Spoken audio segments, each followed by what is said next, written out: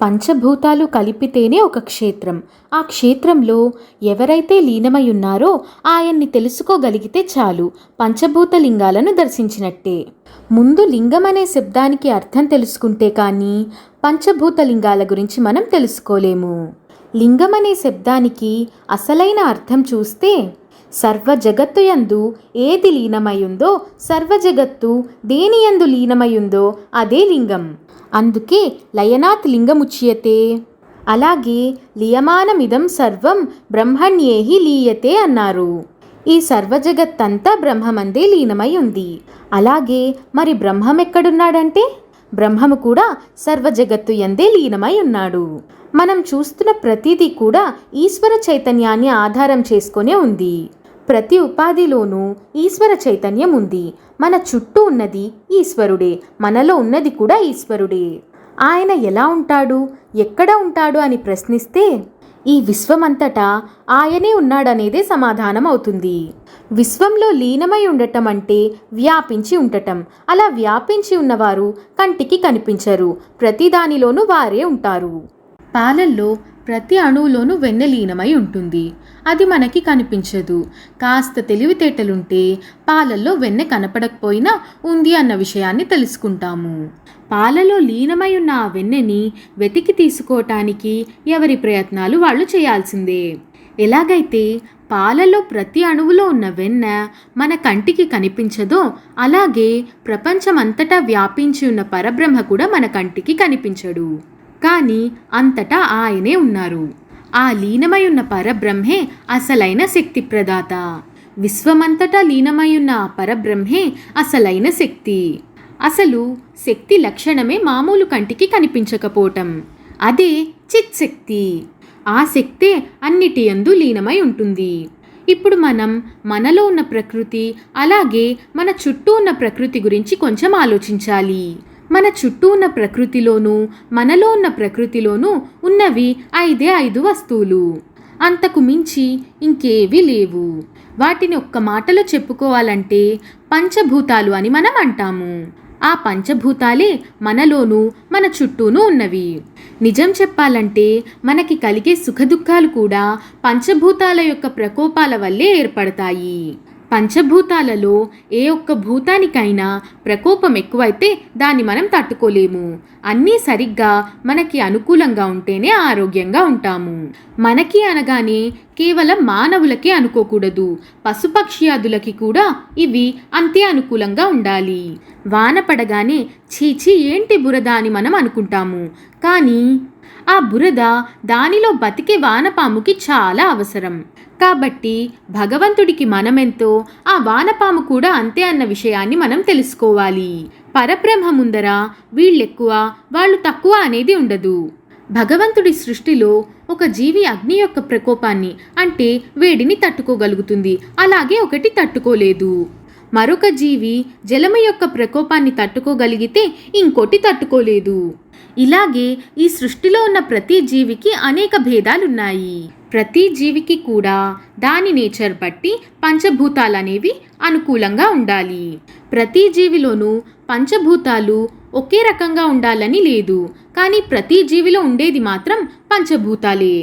ఈ పంచభూత ప్రకృతి తనకి అనుకూలంగా ఉండాలని ప్రతి జీవి కోరుకుంటుంది. అయితే మనకి అనుకూలంగా ఉండేది ఎదుటి వాళ్ళకి అనుకూలంగా ఉండొచ్చు, ప్రమాదం కూడా అయి ఉండొచ్చు. ఇప్పుడు మనం రోజు చదువుకోవటానికో ఉద్యోగానికో బయటికి వెళ్తూ ఉంటాము. వర్షాకాలంలో రోడ్డంతా బురదగా అయిపోయి రోడ్స్ బ్లాక్ అయిపోతూ ఉంటాయి. అలాంటప్పుడు వర్షం పడకూడదురా బాబు అని మనం కోరుకోవచ్చు. కానీ నిజంగా వర్షం పడకపోతే పంటలు ఎలా పండుతాయి? మనం మన కోణంలోనే ఆలోచిస్తాము. కానీ భగవంతుడు కేవలం మన కోణంలో మాత్రమే ఎలా ఆలోచిస్తాడు? ఈ సృష్టిలో ఉన్న ప్రతి జీవి భగవంతుడికి సమానమే అయితే ఆయన కేవలం మనకి మాత్రమే అనుకూలంగా ఎలా పనులు చేస్తాడు? భగవంతుడు పంచభూతాలని ఎలా నడపాలో అలా నడుపుతాడు. మనం కోరుకునేది ఏంటంటే, భగవంతుడా నువ్వు ఎలా నడిపినా పర్వాలేదు కానీ నాకు మాత్రం అనుకూలంగా ఉండాలి అని. మన చుట్టూ ఉన్న పంచభూతాలు మనకి అనుకూలించాలని మనం కోరుకుంటాము. కానీ అవి అనుకూలించకపోయినా ఆ విషయం మన చేతిలో లేదని తెలుసుకొని వదిలేస్తాము. కానీ మన శరీరం మనది, మన ఇష్టానుసారం వెళ్ళొచ్చు. ఇదేగా మనందరం అనుకుంటాము. మరి మన శరీరంలో ఏ ఒక్కటి మన మాట ఎందుకు వినట్లేదు? ఇది ఒక్కరికో ఇద్దరికో కాదు, అందరికీ స్వానుభవమే. మన కాలు చెయ్యి కూడా ఆఖరికి మన మాట వినవు. మన కాలు నడుస్తున్నంతసేపే మనము నడుస్తున్నాము. ఒక్కసారి ఆ కాలు మొరాయించిందనుకోండి, మనం నడవగలమా? ఒక్క అడుగు కూడా పడదు. అప్పుడు అనిపిస్తుంది, అయ్యో భగవంతుడా, నాకే ఎందుకింత అన్యాయం చేశావని. మన నడక ఆగిపోయినప్పుడే మనకి భగవంతుడు గుర్తొస్తాడు.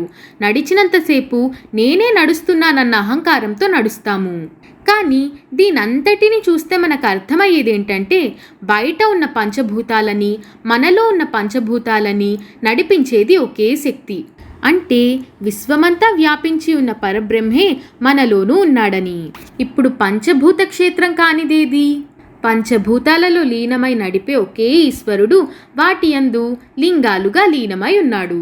ప్రపంచమంతా పంచభూత క్షేత్రమే. ఆ విషయానికొస్తే ఒక మనిషి కూడా పంచభూత క్షేత్రమే.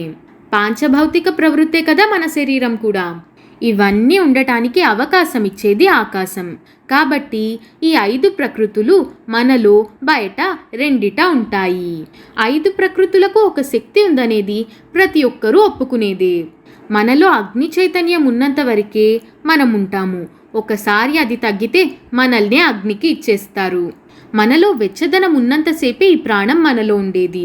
ఒక్కసారి అది తగ్గితే ఏం జరుగుతుందో అందరికీ తెలుసు.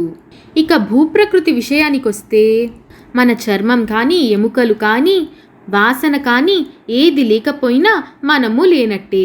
ఇలా ప్రతి ఒక్క పంచభూతానికి ఆ శక్తి దేనివల్ల వచ్చిందంటే, వాటి యందు ఎవరైతే లీనమై ఉన్నారో ఆయన వల్ల ఆ శక్తులు వస్తున్నాయి.